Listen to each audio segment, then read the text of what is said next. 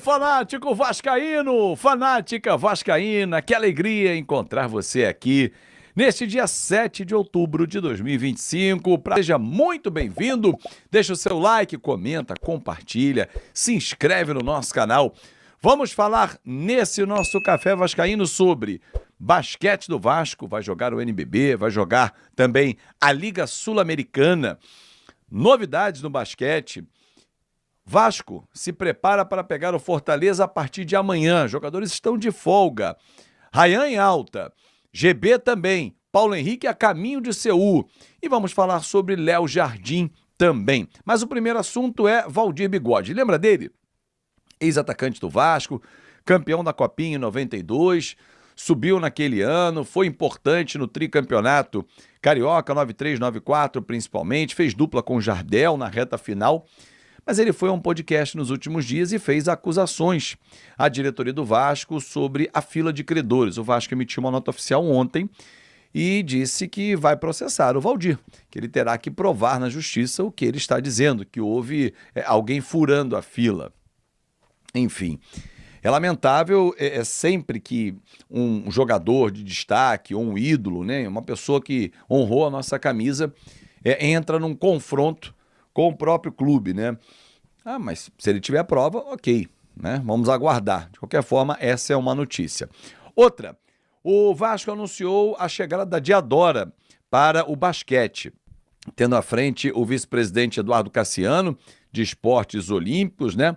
O Vasco vai disputar a Liga Sul-Americana, o primeiro desafio, o time está no grupo B, com sede em Sucre, na Bolívia, vai enfrentar o Clube Universitário de Sucre, da Bolívia, o Ferro Carril, da Argentina, e o Montelones del Norte, da Colômbia, entre os dias 9 e 11 de outubro. Lembrando que o campeão da Liga Sul-Americana joga diante do time da NBA. O Vasco em 2000 foi campeão dessa liga, ao bater o Boca Juniors no playoff por 2-0. Então, quem sabe, né? O Vasco está com o técnico Léo Figueiró no comando da equipe, já estreia agora também em outubro no Campeonato Brasileiro, o NBB, dia 18. Estou aqui olhando aqui lá no nosso site, hein? fanaticovascaíno.com.br, tem todas essas notícias. Dia 18 estreia diante do basquete cearense. Aliás, você está vendo aqui que passou essa arte, quem criou foi meu filho, cara, que orgulho, né? Lucão, de 12 anos, já falou: papai, enquanto o tio Matheus não manda a definitiva, vamos usar essa aqui. Então vamos embora, já tá no ar, meu garoto, é isso, beijo, Lucão. Aliás, o Lucas vai participar comigo nessa semana em alguns vídeos, já para fazer um esquenta do Dia das Crianças, que vem aí dia 12. Aliás, se você tiver um filho, uma filha que gosta do Vasco, que entende, que quer mandar um comentário, manda aí 30 segundos. O que tá achando da temporada do Vasco? 30, 40 segundos. Que eu vou soltando esses spoilers, né? Essa garotada aí nos nossos vídeos até o Dia da Criança. Fechado? Então pode mandar. Pô, manda para onde, Azevedo? Para esse e-mail que tá aqui, que é o e-mail do nosso canal do Fanático Vascaíno, que é o nosso contato. Bom, falando sobre Rayan e GB, uma dupla que fez muito sucesso nas categorias de base e que está começando a fazer sucesso como dupla dentro do futebol profissional. Claro que o Rayan está muito mais à frente em relação ao GB, mas são dois jogadores talentosos, da base, ativos e que podem gerar recursos para o Vasco num futuro bem próximo. O GB, por muito pouco, não foi jogar na Turquia, a negociação travou, porque o clube turco alegou um problema médico, e aí não quis ficar com o GB, e ele voltou, jogou e fez o primeiro gol dele domingo, no time profissional. Já tinha jogado pelo Sub-20, tinha metido gol pra caramba, agora está ajudando no time profissional. E o Rayan está explodindo, né? Uma temporada realmente fantástica, 14 gols nesse ano, um jogador que está sendo protagonista em algumas partidas, e como foi no último domingo, diante do Vitória, chamando a responsabilidade, e cresceu muito, muito, muito nas mãos do técnico Fernando Diniz. São dois ativos importantes, um mais à frente do que o outro. Porém, Rayan é um jogador para o Vasco negociar a partir de 30 milhões de euros. Principalmente se não vender nessa janela. E a tendência é que não o faça, né? O planejamento do Vasco e o entendimento da diretoria, tendo à frente o presidente Pedrinho, o Admar Lopes também, e o próprio Carlos Amodeu, que é o CEO da SAF, é esperar a janela do ano que vem, porque essa próxima janela, que vai abrir em janeiro, ela é uma recomposição da Europa. Então os clubes europeus não vêm com aquele apetite. Já no meio do ano que vem, esquece. Aí os caras vêm vorazes e aí você tem mais tempo de performance também, mais números para apresentar do Ryan. Fechado? GB, continuar performando, continuar entrando, fazendo gol. Centroavante. Quantos centroavantes existem no Brasil? Camisa 9. Aí o nosso 19, GB. E os dois torcedores do Vasco, né, cara? Aliás, tem um vídeo, eu coloquei inclusive no meu Instagram e muita gente recebeu nos grupos WhatsApp também, do Roberto Dinamite, quando o Ryan tinha 11 anos, dando conselhos para ele. Cara, eu tive o privilégio de conviver, de ter sido amigo do Roberto Dinamite. E assim, cara, aquelas palavras eu vi o Roberto conversando comigo em vários momentos, dando conselhos, ensinamentos, né, que foi o caso. Ele falou, fala pro seu pai e sua mãe, cuida sempre deles, eles amam você, ouça.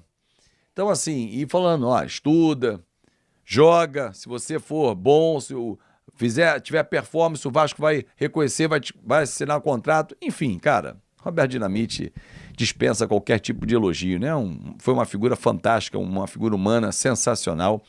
Eu sou muito suspeito para falar, porque além de ídolo, virou meu amigo também. Que saudade. Por isso que eu sempre homenageio Carlos Roberto de Oliveira, no Minuto 10, em todas as nossas transmissões, onde ele estiver, está sempre abençoando todos os vascaínos.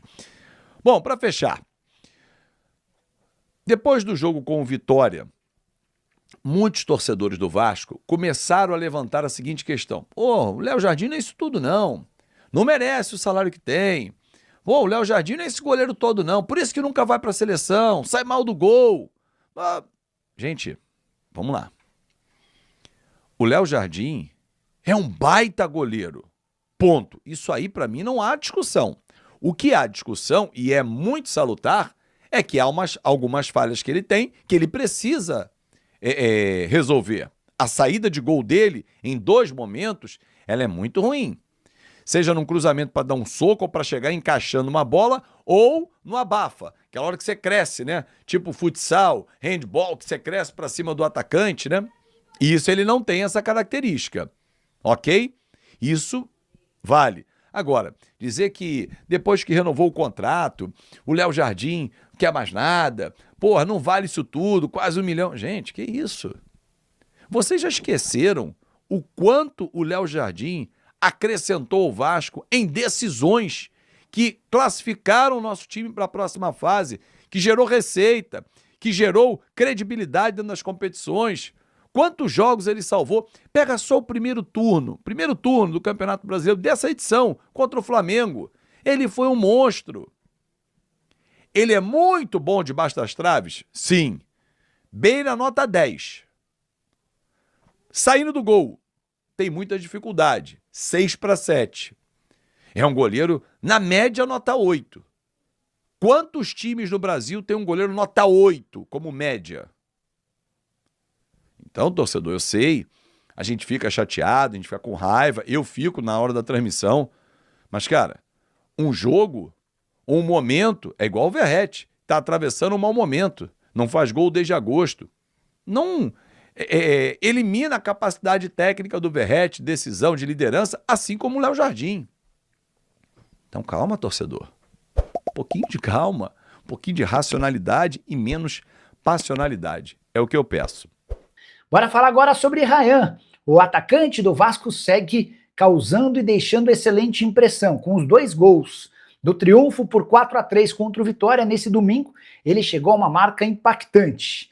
Nesse momento, o Ryan é o maior artilheiro do mundo entre atletas com menos de 19 anos de idade. Ele e Lamine Yamal, sim, o grande astro do Barcelona, e o Ryan somam 14 gols na temporada de 2025. Com a observação importante de que o Lamine Yamal, nesse ano de 2025, tem o primeiro semestre da temporada passada e esses 3 meses de agosto, setembro e outubro na nova temporada. O calendário europeu é diferente do nosso. Mas, para efeito de contabilidade, levando em consideração apenas os gols marcados em 2025, são 14 gols para o Ryan, 14 gols para o Lamine Yamal. Nenhum outro jogador com menos de 19 anos de idade no mundo tem tantos gols quanto a dupla. A grande diferença é que o Lamine Yamal soma 10 assistências. Só para deixar o número. O Lamine Yamal soma 15 assistências contra apenas uma do Ryan. Então, se eles estão empatados em gols, na hora de dar passes para gol, há uma grande diferença em favor do jogador do Barcelona. Ah, só para completar, contar que o Ryan também é o artilheiro do Vasco em competições nacionais nessa temporada. 13 gols para ele, 13 gols para o Verratti por competições nacionais, entenda Copa do Brasil e Campeonato Brasileiro. Só para arrematar de vez em relação ao Vasco, notícia importante. Cruz Maltino mudou os termos do empréstimo com a Crefisa. Você lembra, né? Na semana passada as partes se acertaram para um empréstimo de 80 milhões de reais. O que estava pegando, especialmente para torcedores do Vasco, é que se não houvesse a devolução do dinheiro, a Crefisa passaria a ter 20% das ações da SAF, um absurdo, levando em consideração que 80 milhões de reais não podem equivaler a 20% das ações do clube. Pois bem, o Vasco reclamou e a Crefisa aceitou que, se não houver o pagamento, José Roberto Lamac e Leila Pereira passam a ser donos de 10% das ações do Cruz Maltino. E aí, pessoal, beleza? Não se esqueçam de se inscrever no canal, deixar o seu like e ativar o sininho das notificações. Um forte abraço e até o próximo vídeo com mais notícias sobre o Vasco da Gama.